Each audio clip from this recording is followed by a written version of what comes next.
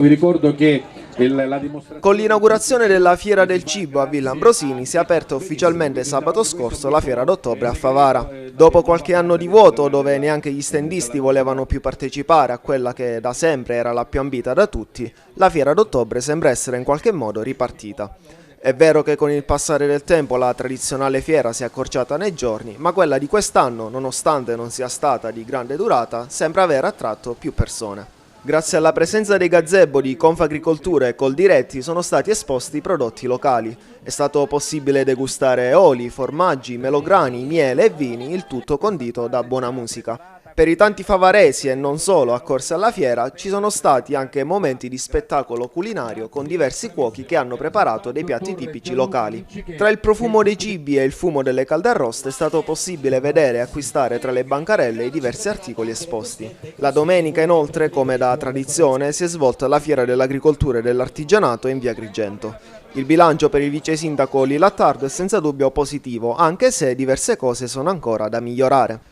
Sono stati 2 giorni molto interessanti e è stato un piacere vedere tanta gente accogliere con piacevole successo una delle serate un po' diverse dalla solita fiera, fatta solo di abbigliamento e del settore terziario.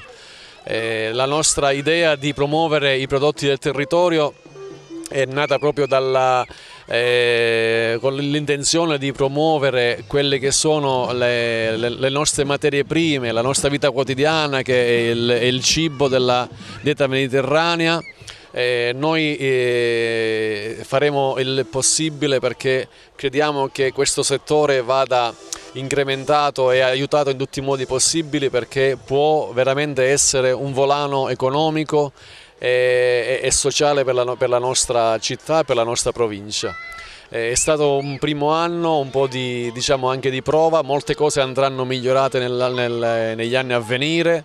Già tantissime aziende ci hanno fatto delle proposte di ripetere l'evento in altre serate durante il corso degli anni a venire.